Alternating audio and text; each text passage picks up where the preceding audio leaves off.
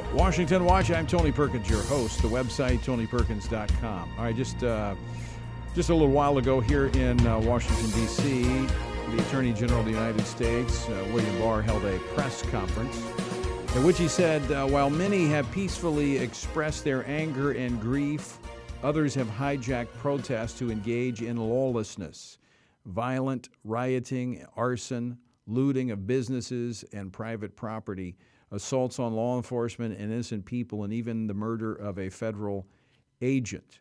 The Attorney General went on to say that while the vast majority engaged in these peaceful protests are demonstrators exercising their First Amendment rights, there is evidence that at some of these demonstrations there are groups exploiting the opportunity to engage in looting, and even worse, there are some who are hijacking the protest to pursue their own separate and violent agendas, including some foreign actors seeking to destabilize the United States. Joining me now to talk more about this, Congressman Michael Guest, who serves the 3rd Congressional District of Mississippi. He serves on the Homeland Security Committee. Congressman Guest, welcome to Washington Watch.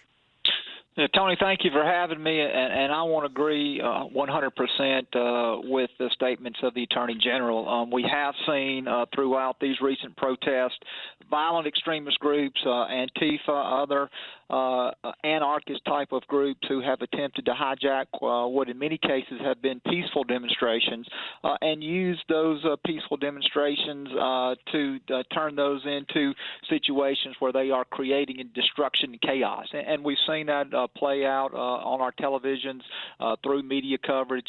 We have seen, at least recently, as of yesterday and today, that many of those violent protests are now continuing in a peaceful capacity.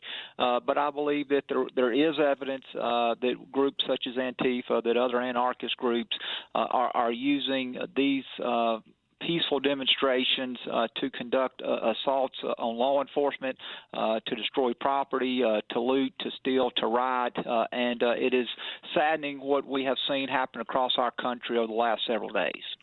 Without question. In fact, I'm going to talk in my next segment of the program about the targeting of law enforcement officers. Literally dozens have been injured in the last few days. But for the benefit of our listeners, Congressman Guest, Antifa, what's their goal and mission? What's their purpose? You know, Antifa they're a loosely affiliated group of left-leaning activists. They are not organized with a particular leader, but they are followers of a shared philosophy. They operate in chapters or cells across our country. We really began seeing the beginning of Antifa here in the United States in roughly 2007 in the Pacific Northwest. We've seen that membership grow after the election of President Trump in 2016. And Antifa supports public demonstrations, but they also believe that the use of violence in many cases is justified. In many of the rallies that they attend, you will see them dressed in all black. They will wear a mask and attempt to hide their identity. You know, but one thing about Antifa is they've been criticized by both the right and the left. Back in 2017, when Antifa was involved in protest in Berkeley, California, current Speaker of the House, Nancy Pelosi, criticized that group and called for Antifa members to be held accountable and to actually be prosecuted. And so they have a history of hijacking peaceful protest, and they often show acts of violence toward law enforcement, which is what we have seen in these recent protests. You've seen law enforcement property destroyed, whether they be law enforcement vehicles, police stations which have been overrun. We've seen individual officers who have been targeted and assaulted, including the death of a single officer. And so, you know, many of the violent acts that we're seeing in these protests follow the very playbook that Antifa seeks to promote in hijacking these lawful, protected protests and then turning them into very violent acts. Yeah, and the very dangerous aspect of that is, you know, our society works by the rule of law. It's the only thing that holds the pieces together.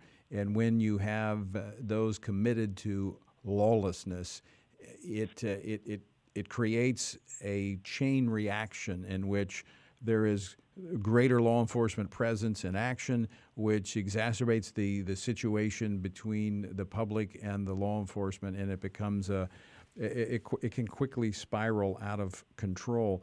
Let me ask you this, Congressman Guest, the Attorney General making reference to foreign actors as well that are trying to take advantage of this. What do we know about that? I think we're seeing nations play both sides of these protests. They are attempting to incite both the right and the left. I think that there is no doubt that there are nations across our globe who would seek to undermine our democracy, and if they can sow seeds of dissent among our citizenship, and they can create distrust between a government and its citizens, that they are accomplishing their mission to destabilize our country. And so I believe that there are groups, both domestic groups, there are foreign groups who are going to continue to try to promote violence, going to continue to try to promote chaos in an attempt to destabilize our government. Your sense of how long we may be seeing these protests, these activities going on? Any idea? I'm very optimistic that over the last couple of days that the protests have remained peaceful. I support peaceful protests. I believe that we have a First Amendment right to protest, to address grievances to our government. What I don't support is the lawlessness activity that accomplished the protest in some of our major urban cities, where you saw the looting, where you saw the assaults, where you saw other violent acts. All right, Congressman Michael Guest, thanks so much for taking time to join us this afternoon. Thank you, sir.